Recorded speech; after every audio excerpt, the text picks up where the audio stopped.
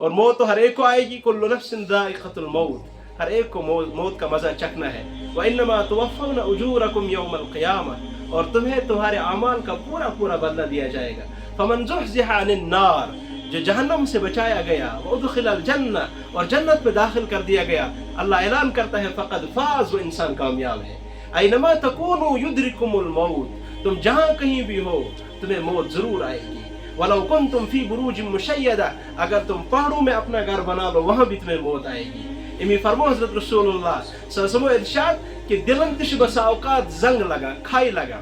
صاحب صبح کو عرض یا رسول اللہ، یم ساتھ دلن کھائی لگ، یہ زنگ کس طرح یہ دور ہوگی، اس کا علاج کیا ہے؟ پیغمبر صبح فرمو کہ موت جو کثرت سے یاد کرا، اس سے تمہارا دل کا زنگ ختم ہو جائے گا۔ اور قرآن کریم کی تلاوت کثرت سے کیا کرو، یہ جو زنگ لگ جاتا ہے دل کو، اس تلاوت کرنے سے فائدہ ہے کہ دل کا زنگ دور ہو جاتا ہے۔ آج ہم سب کی دلوں پر تقریباً زنگ ہی لگا ہوا ہے، کیونکہ ہمارا دل بیمار ہے۔ اتمش حسدش بیمار تھے، اتمش کینش بیمار تھے، اس میں بغض کی بیماری بھی ہے، اس میں نفرت کی بیماری بھی ہے۔ اللہ کے نبی صلی اللہ علیہ وسلم نے جو دین اور جو حسن اخلاق ہمیں سکھائے تھے وہ اس دل میں نہیں ہے، وہ ہمارے جسم میں نہیں ہے، اس لیے دلوں کا زنگ لگ گیا۔ صحابہ نے سوال کیا علاج کیا ہے؟ دو ہی چیز، موت کو کثرت سے یاد کرو، دل کا زنگ دور ہو جائے گا۔ انسان چیز جوان شنگا یا اس شنگا آسو، کم سے کم اس یاد کرو پائشن کی خبر صبح وقت بچن نہ وقت، کم سے کم گسی یاد کرن انسان کہیں شن پائے وہ کس دو اصل میں نے زندگی ہند رود میں۔ حضرت نوح علیہ السلام چا ایک وقت بہت جبرائیل آئی، نوح اللہ تعالیٰ نے دس نہیں تھی ایز عمر، آپ نے اس زندگی میں کیسے اس زندگی کو محسوس کیا؟ نوح علیہ السلام فرماوا دبا جبرائیل مجھے ایسے محسوس ہوا، ایک دروازے سے انٹر ہوا اور دوسرے دروازے سے نکل گیا، یہ زندگی محسوس ہوئی۔ تو جبرائیل نے فرمایا کتنی آپ نے زندگی پائی؟ فرمایا کہ 1450 سال زیادہ اللہ نے مجھے زندگی عطا کی، 1450 سال زندگی اللہ نے دی۔ اس کے باوجود فرماتے ہیں زندگی ایسی محسوس ہوئی، ایک گھر ہے، اس کے دو دروازے ہیں، ایک دروازے سے انٹر ہوا اور ایک دروازے سے باہر نکلا، یہ زندگی ہے۔ پیغمبر صبح فرمو کہ جیسے تم زندگی گزارو گے ویسے تمہیں موت آئے گی، اور جیسے موت آئے گی اسی حالت میں قیامت کے دن تم اٹھائے جاؤ گے۔ اگر زندگی گزری اللہ کو راضی کرنے میں، اگر زندگی گزری نبی کو راضی کرنے میں، اگر زندگی گزری اچھے اخلاق کے ساتھ، زندگی گزری تلاوت کرتے کرتے، زندگی گزری کثرت کے ساتھ سجدے کرنے میں، زندگی گزری دفتروں میں بیٹھے ہیں رشوت نہیں لی، سود نہیں کھایا، ایسی زندگی گزری اللہ موت بھی ایسے عطا کرے گا۔ اور اگر زندگی گزری اللہ کی نافرمانی میں، اللہ کے پیغمبر صلی اللہ علیہ وسلم کی نافرمانی میں، اور دوسروں کے ساتھ حسد اور بغض رکھنے میں، دوسروں کے ساتھ نفرت کرنے میں، دوسروں کے ساتھ عداوت رکھنے میں، دوسروں کے ساتھ دشمنی کرنے میں اگر زندگی گزری، پھر اللہ موت بھی ویسے ہی دے گا۔ پیغمبر کا حکم ہے جیسی زندگی گزارو گی ویسی موت آئے گی، اور اس پہ موت یوں تبعثون، ایسی تمہیں قیامت کے دن اٹھایا جائے گا۔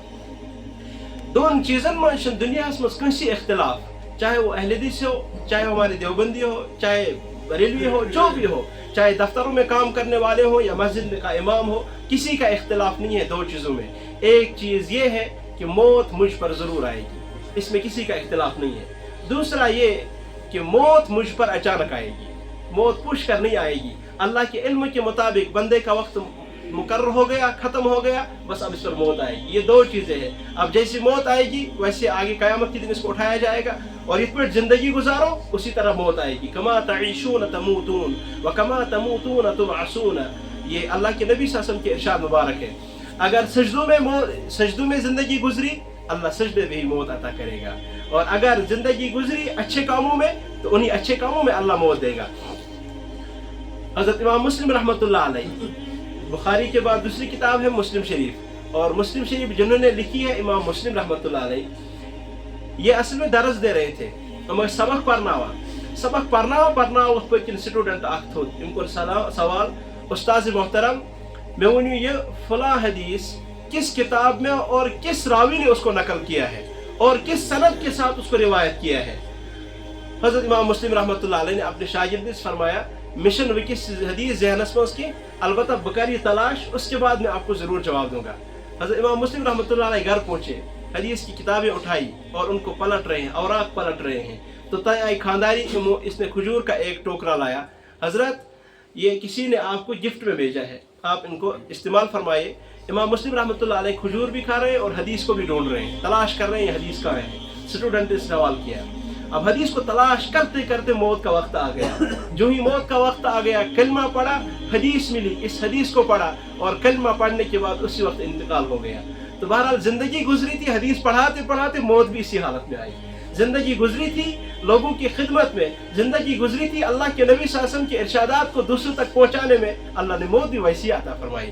حضرت ثابت بنانی رحمۃ اللہ علیہ ان کے بارے میں آتا ہے, اور یہ واقعہ کسی عام کتاب میں نہیں ہے. علامہ جلال الدین سیوطی رحمۃ اللہ علیہ بہت بڑے مفسر گزرے ہیں جنہوں نے جلالین لکھی ہے, انہوں نے واقعہ لکھا ہے.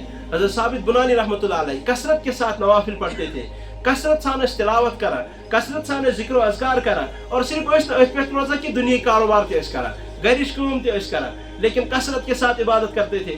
آخر میں ایک مرتبہ آیا کہ یہ شام کے وقت ہے, ہم لوگ دعا کرنے ربس ربا اگر انبیاء بغیر بیت کس اجازت اس قبر میں سجدہ کرنو, ربا میں دیجئے اجازت بس قبر میں سجدہ کروں, کیونکہ مجھے سجدے کرنے میں ہی سکون ملتا ہے, مجھے آپ کے سامنے جھکنے میں ہی سکون ملتا ہے. بہرحال دعا کرتے رہے, اور انبیاء قبروں میں زندہ ہیں اور نماز پڑھ رہے ہیں. حضرت رسول اللہ صلی اللہ علیہ وسلم فرمائے ارشاد الانبیاء احیاء فی قبورہم یصلون, انبیاء قبروں میں زندہ نماز پڑھتے ہیں. اللہ کے نبی صلی اللہ علیہ وسلم جب مکہ سے نکلے معراج کے لیے, آپ راستے میں پہنچے, راستے میں دیکھا موسیٰ علیہ السلام کی قبر مبارک, اور موسیٰ علیہ السلام قبر مبارک میں نماز پڑھ رہے ہیں. تو یہ بھی وہی دعا کر رہے ہیں, اللہ انبیاء کے علاوہ اگر آپ کسی کو اجازت دیں گے نماز پڑھنے کی, سجدہ کرنے کی, رکوع کرنے کی, رب مجھے بھی یہی عنایت دینا, مجھے بھی یہ قسمت دے دینا, اور میری دعا قبول فرما دیجئے. اس کے بعد جب ان کا انتقال ہوا, انتقال ہونے کے بعد ایک بزرگ جن کا نام ہے حمید, یہ خود فرماتی کہ میں دیکھ رہا ہوں قبر تدفین ہو گئی, قبر کو بند کیا گیا, اچانک ایک اینٹ گر گئی. یہ بزرگ فرماتی جو ہی اینٹ گر گئی تو میں نے دیکھا حضرت ثابت بنانی قبر میں نماز پڑھ رہے تھے. تو جیسی زندگی گزاری ویسے اللہ نے موت دی, اور جیسی زندگی گزارو گے اتنے زندگی گزارو بات یہ ربس مانگو اللہ عطا کرے گا. ثابت بنانی نے ویسی زندگی گزاری, اللہ سے مانگا اللہ مجھے یہ تحفہ دے دینا, میں بھی قبر میں سجدہ کروں, مجھے آپ کے سامنے جھکنے میں مزہ آتا ہے, تو اللہ نے دعا قبول فرمائی. حضرت امام ابو حنیفہ رحمۃ اللہ علیہ جیسی زندگی گزاری اللہ نے موت ویسی دی, اور اس پہ ایسا زندگی گزارا, اللہ کا قانون ہے یہ جیسے تم زندگی گزارو گے موت ویسی ہی آئے گی.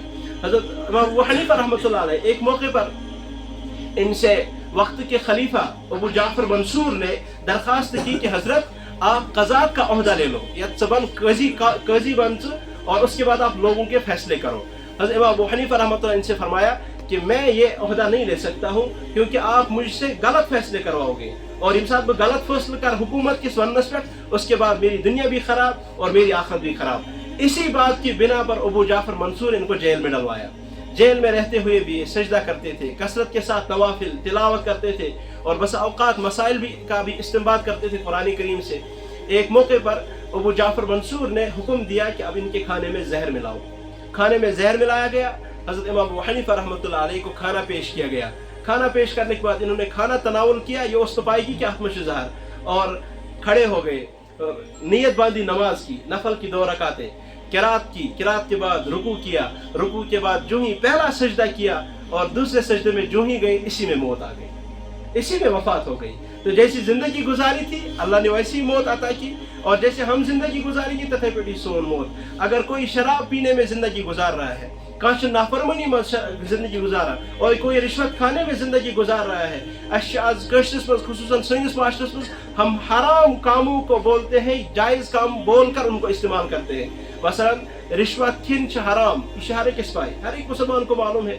آپ ہسپتالوں میں جاؤ, کسی بھی دفتر میں لاؤ تو بورڈ ایسا لکھت کہ رشوت اگر کوئی کھا رہا ہے ہمیں ضرور اطلاع کر دیجئے. وہ بھی سمجھتے ہیں کہ رشوت کھانا حرام ہے, لیکن ہم اس کو جائز بنا کر استعمال کرتے ہیں. کہ دیکھیں چائے میں, یہ جو آپ نے اس کو چائے بنایا, پیغمبر صلی اللہ علیہ وسلم بنا الراشی والمرتشی کلاہما فی النار, رشوت کھانے والا بھی, رشوت دینے والا اور لینے والا دونوں جہنم میں جائیں گے. یہ پیغمبر صاحب کا فرمان ہے. تو بہرحال جیسے ہم زندگی گزاریں گے اللہ موت بھی ویسے ہی دے گا, اور جیسے دنیا میں ہم رہیں گے اور جس اعتبار سے رہیں گے, قیامت کے دن اسی حالت میں اسی طرح اللہ ہم سب کو اٹھائے گا.